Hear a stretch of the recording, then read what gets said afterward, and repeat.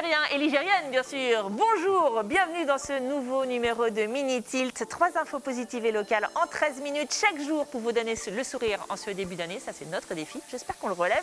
3 infos et donc 3 invités dans notre studio aujourd'hui, à commencer par vous, Stéphanie Delafont. Bonjour. Bonjour. Bienvenue dans notre émission. Vous êtes propriétaire, gestionnaire du château de Giseux. Vous lancez un appel et un financement participatif en ligne sur d'Artagnan.fr pour sauver la chapelle du château. On en parlera dans quelques instants ensemble. À vos côtés, c'est notre invité de la rubrique L'écrivain du coin, Stéphane Fradet-Pulzan. Bonjour. Bonjour Émilie. Comment ça va? Très bien. Je suis ravie de vous accueillir. Vous avez publié votre premier roman à la croisée des chemins aux éditions Sidney Laurent. C'est un roman initiatique et mystérieux. On va le découvrir ensemble tout à l'heure. Enfin, c'est Ludovic Jay qui complète ce plateau. Salut Ludo. Salut. Bonne année. Bonne année tout le monde. Content de vous retrouver sur le plateau. Ouais, moi aussi, je suis trop contente de te retrouver. Ludo, c'est notre chroniqueur qui nous parle de musique locale. Et alors, aujourd'hui, on va commencer l'année avec une découverte. On va sortir de nos habitudes musicales avec toi. Alors, je pense qu'on est plus que dans une découverte. On va perdre nos repères musicaux un peu formatés qu'on a pu avoir avec la pop pour aller vers quelque chose de plus atypique, plus expérimental, un peu plus intriguant, avec la sortie d'un nouvel album du Tourangeau, Tachycardie, qui a sorti son nouvel album Sommet le 17 décembre dernier sur le label Tourangeau. C'est tout récent. Un je ne sais quoi. Ah, voilà. très bon label.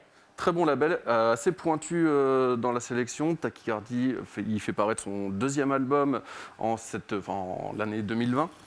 Derrière ce pseudonyme assez intriguant, un peu palpitant aussi, ouais, c'est ça, se cache Jean-Baptiste Geoffroy. Jean-Baptiste Geoffroy, bien connu des amateurs de musique de la scène tourangelle, dans un univers un peu plus rock, puisqu'il officie dans divers groupes, Pneu notamment, de vacances, Futuroscope. Il a eu plusieurs formations comme ça.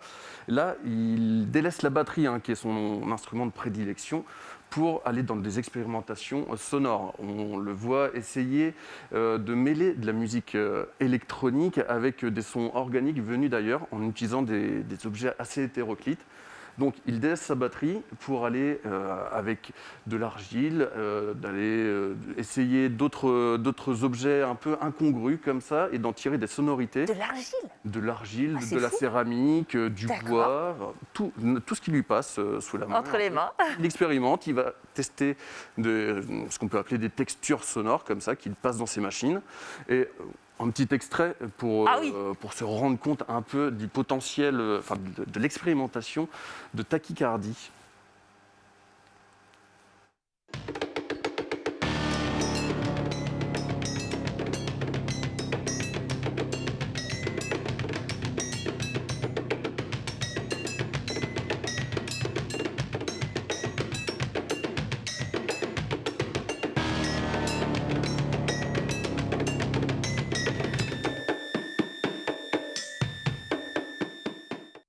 Il tape toujours sur des trucs, mais sur plein de trucs différents, c'est ça? Il aime taper sur du bambou et de la céramique. Et ça lui va bien. Et ça lui va pas très très bien.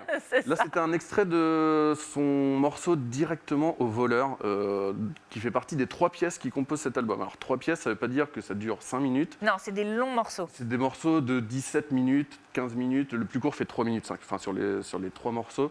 Donc on est vraiment dans des choses qui prennent leur temps, dans des choses assez immersives. Et le meilleur moyen de s'en rendre compte, c'est d'aller le voir en concert. On a pu en parler pour sa venue au Festival des Locomotives, où l'une de ses seules dates de l'année, mais il a pu la faire. En live, il a diverses formules, ce qui fait qu'à chaque fois, ce sera un moment assez unique. Chaque fois, c'est différent. Chaque fois, c'est différent. Il a des formules solo, des formules en groupe, et à chaque fois, il invite des musiciens différents à y participer.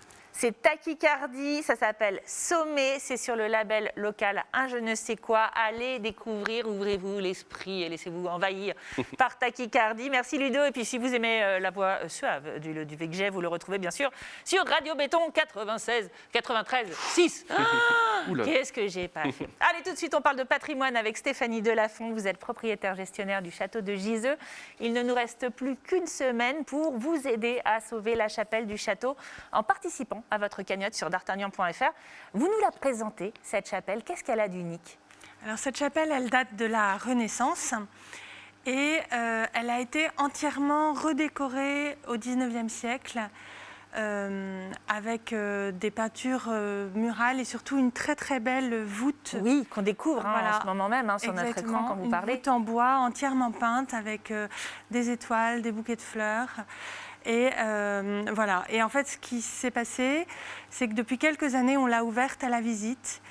Et ça l'a abîmée, pas de la faute de nos visiteurs bien sûr, mais le fait d'en ouvrir la porte en permanence dans la journée, l'air a fait que petit à petit, les plâtres se sont décollés et menacent de tomber. Ça a brisé un peu l'équilibre de la chapelle. Ah, mais c'est tout le débat, comme les grottes de Lascaux, on a tellement envie de le voir, mais en même temps, ça l'abîme, rien que d'ouvrir les portes. Concrètement, quels sont les types de travaux que vous avez besoin de financer? Comment est-ce que vont être utilisés nos deniers si nos téléspectateurs ou nous participent?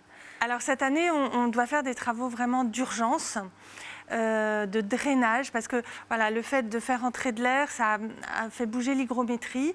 Et donc, il faut qu'on draine tout le bas de la chapelle qui est semi-enterré, ce qui n'aide pas. Et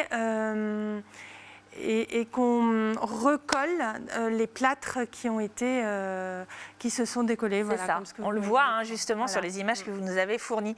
Le château, c'est un château, mais c'est aussi votre maison de famille, vous y habitez, vous avez fait le choix pourtant d'ouvrir votre maison finalement au public il y a plusieurs années.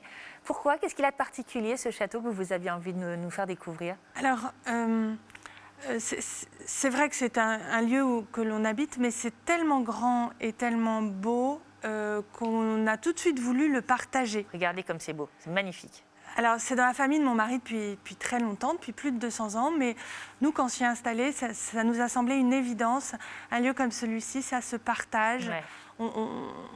On n'en est pas vraiment propriétaire, on en est dépositaire. Exactement. Il fait partie de notre patrimoine local et même peut-être même national. Il a été classé monument historique, je crois, en 1945, c'est ça? Oui.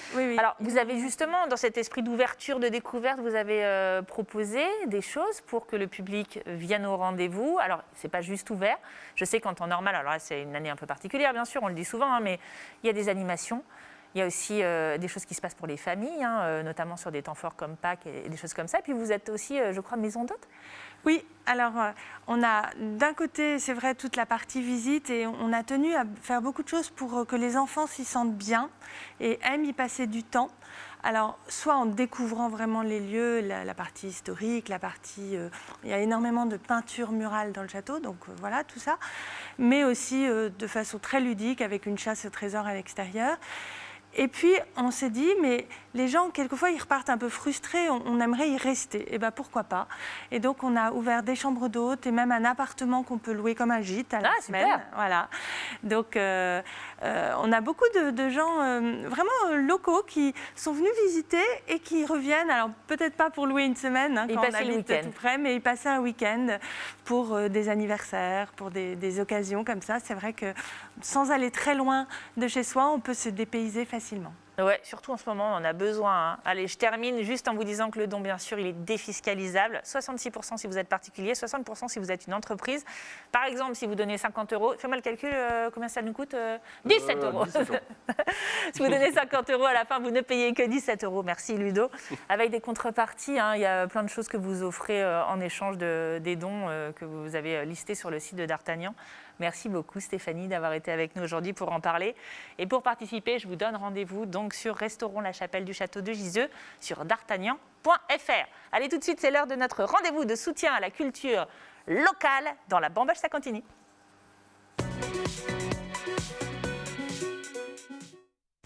Et c'est de livres qu'on vous parle aujourd'hui avec le premier roman de notre écrivain du coin, notre invité Stéphane Pradet-Pulzan. Vous publiez, cher Stéphane, cet objet aux éditions Sidney Laurent. C'est une aventure initiatique pleine de mystères. Ça s'appelle La Croisée des Chemins. Vous nous faites le pitch ? Oui, alors il s'agit effectivement d'un roman initiatique. J'ai surtout voulu parler de la période qui va précéder l'initiation avec un I majuscule. Et l'histoire se passe au XIXe siècle dans le département de la Creuse.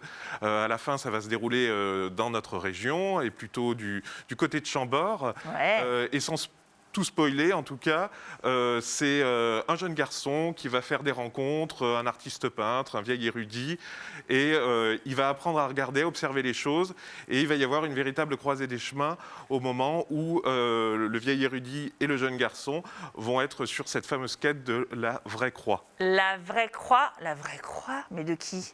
La vraie croix du Christ. Ah, ah. Voilà, c'est ça, c'est la vraie croix, la Sainte Croix. Exactement. Il y a plein de choses dans ce livre. Il y a de l'aventure, on va dire, il y a de la découverte, mais ça va plaire particulièrement, je pense, aux amateurs. Alors, on parlait de patrimoine juste avant, aux amateurs d'histoire et de patrimoine, justement, parce que ce n'est pas des choses que vous avez inventées, c'est votre passion. Hein. Vous travaillez beaucoup sur ces sujets-là depuis longtemps.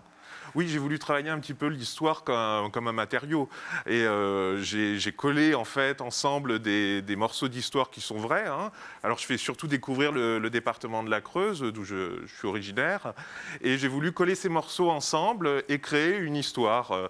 Donc je ne peux pas dire que tout soit réel, mais individuellement peut-être. Et justement, qu'est-ce qui vous a emmené sur le chemin, puisque c'est un premier livre, hein, qu'est-ce qui vous a emmené sur le chemin du roman et non pas, par exemple, du livre documentaire? Oui, c'est un ami à moi, Sylvain Giraud, qui est connu pour faire des spectacles chorégraphiques, notamment le... Sylvain Giraud? Voilà. Rappelez-moi comment s'appelle votre héros? Eh bien, Antoine Giraud. Antoine Giraud. Voilà, il n'y a pas de hasard. et donc mon ami est en charge du festival chorégraphique de Talcy, en Loir-et-Cher. Bien sûr. Et il m'a encouragé vivement à écrire, surtout quand je lui parlais de mon département, de la Creuse. Très bien, Talcy, très très beau château aussi, un monument national, il me semble. Et l'écriture, alors, cette aventure-là, ça vous a plu? Le fait de devenir romancier, puisque vous travaillez depuis longtemps, on l'a compris, sur ces sujets-là, mais là, c'est un autre chemin, à raconter des histoires. Oui, bien sûr, j'avais écrit un petit livre historique il y a maintenant une vingtaine d'années, je devais avoir 17 ans. Et puis après, des essais politiques, mais un roman, j'avais jamais fait cet exercice-là.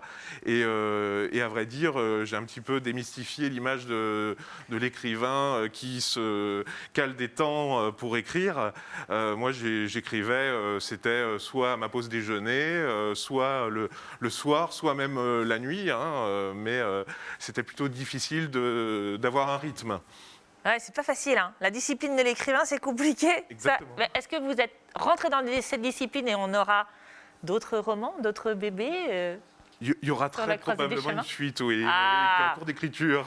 On y prend goût une fois qu'on a pris le pli. Merci Stéphane et bravo pour ce premier livre.